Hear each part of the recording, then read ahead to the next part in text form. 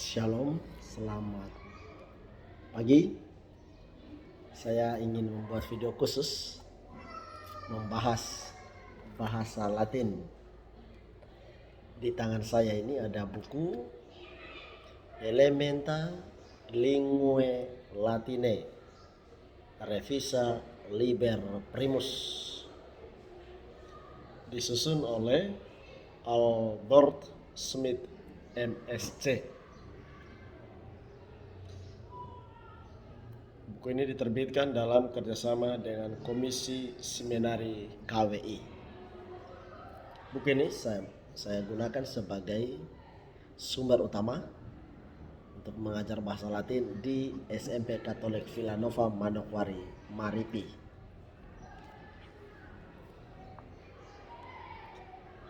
Perlu saya sampaikan bahwa saya pernah belajar bahasa Latin tahun 1996, hanya satu semester di Seminari Labuan Bajo, plus 99 sampai 2001 awal di Seminari KPA Santo Paulo Sintang, Mataloko.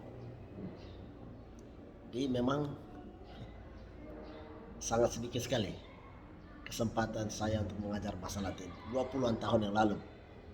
Tapi ketika saya ditugaskan oleh Ordo di SMP ini sebagai rektor, saya kemudian mulai tertantang untuk melakukan sesuatu yang baru di SMP ini, yang sekaligus menjadi brand dan pembeda antara SMP ini dengan SMP-SMP lain yang ada di Manokwari ini. Lalu saya memutuskan dalam rapat guru, kita mulai semester ini menambahkan satu mata pelajaran baru, yakni bahasa Latin. Selain sebagai pembeda dan brandnya SMP Villanova, harus disadari juga bahwa bahasa Latin walaupun memang dalam penggunaan sehari-hari dia sudah masuk dalam kategori bahasa mati, tetapi dalam tulisan-tulisan juga nyanyian-nyanyian kita masih sering menjumpai bahasa Latin.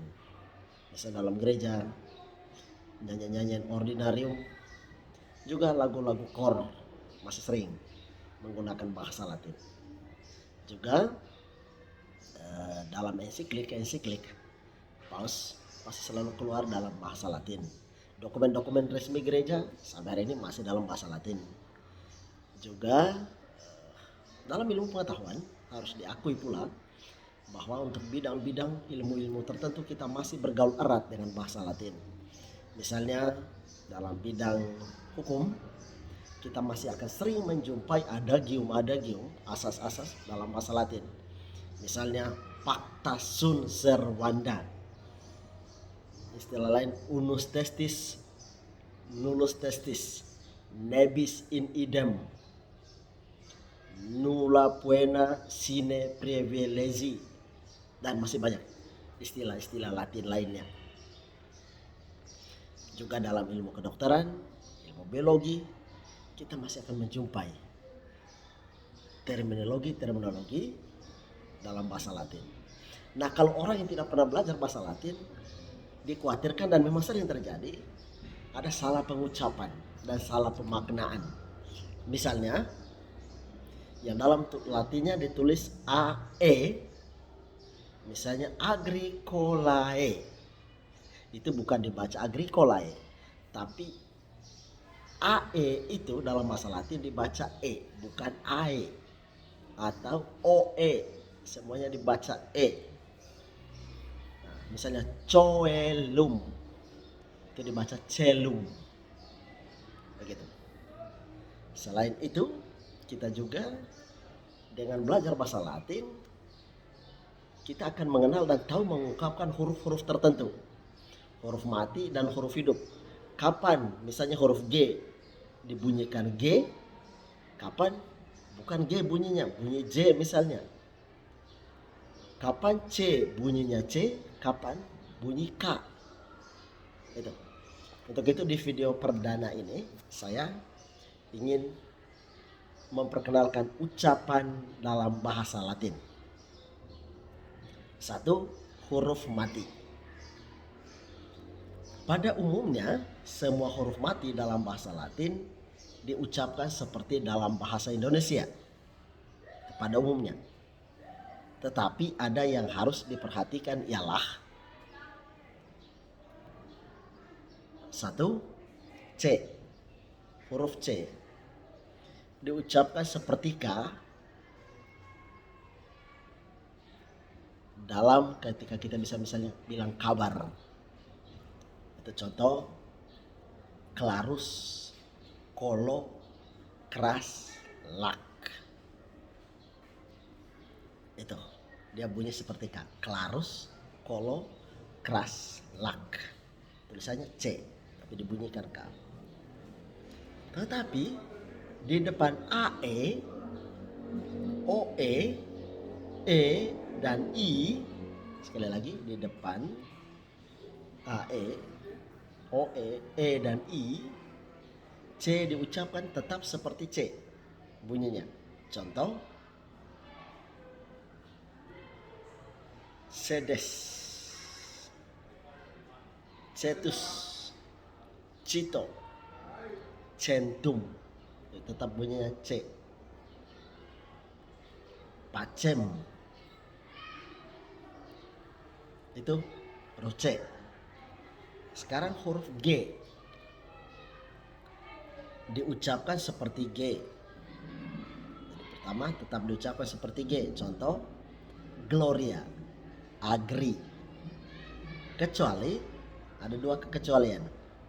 Satu, di depan E dan I, G diucapkan seperti J dalam ketika kita misalnya sebut jiwa. Contoh tulisannya genus dibaca genus, tulisannya gens dibaca gens, eger ditulis eger, kemudian tulis diligere dibaca diligere. Kemudian yang kedua, di depan N, G diucapkan seperti ny, ny, ny. Seperti ketika kita mengucap kata nyata, nyata. Contoh, Agnus. Kalau kita menyanyi anak dombala, Agnus Dei, bukan Agnus Dei, tapi Agnus, Agnus Dei, Agnus. Magnus yang tulisannya Magnus, Magnus dibaca Magnus. Kemudian tulisannya Agnos Cere dibaca Agnos Cere, Agnos Cere. Itu untuk huruf G. Yang berikut huruf S diucapkan seperti S, seperti kita menyebut kata sudah. Contoh sol, satis, sis, sum. Kecuali di depan C, di depan CE dan CI, S diucapkan seperti si, SY, si. Seperti ketika kita menyebut kata syarat. Contoh tulisannya scelus, scelus, tulisannya scelus dibaca scielus, scielus. Tulisannya scientia dibaca scientia, scientia. Kemudian selanjutnya TI, TI diucapkan seperti TI ketika kita misal menyebut kata tidak. Contoh Tigris, Timor, Tiro. Kecuali kalau diikuti vokal dan tidak didahului oleh A, maka TI diucapkan seperti tes, tes. Contoh Motio, ditulis Motio dibaca Motio. Ditulis Altior dibaca Altsior, Altsior. Ditulis Contio dibaca Concio, Concio. Tetapi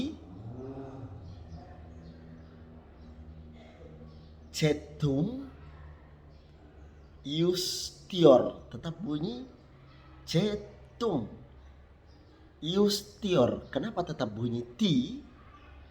Karena dia didahului oleh a. Jadi depan ti itu ada a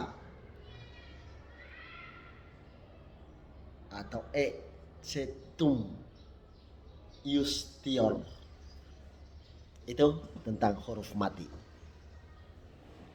Yang berikut huruf hidup. Semua huruf hidup dalam bahasa Latin diucapkan seperti dalam bahasa Indonesia. Tetapi ada vokal rangkap yang tidak ada dalam bahasa Indonesia, yaitu AE dan OE. Seperti yang saya sebutkan dalam pengantar tadi.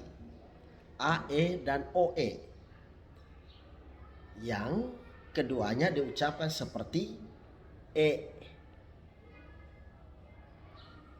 Misalnya ketika kita sebut lebar.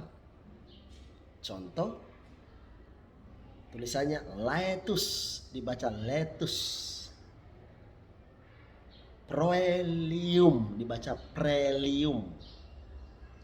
Terae, dibaca tere. Poena, dibaca pena. Nah, itulah para sahabat terkasih, cara membunyikan huruf-huruf tertentu dalam bahasa Latin. C, G, E, T, I, yaitu C, G, S, dan T, I. Kalau yang lainnya sama. Juga ketika huruf lokal tadi, huruf vokal A, E, dan O, E dibunyikan E. Demikian video singkat tentang ucapan bahasa Latin. Selanjutnya saya akan bahas lagi nanti tentang tekanan dalam bahasa Latin. Terima kasih, semoga bermanfaat.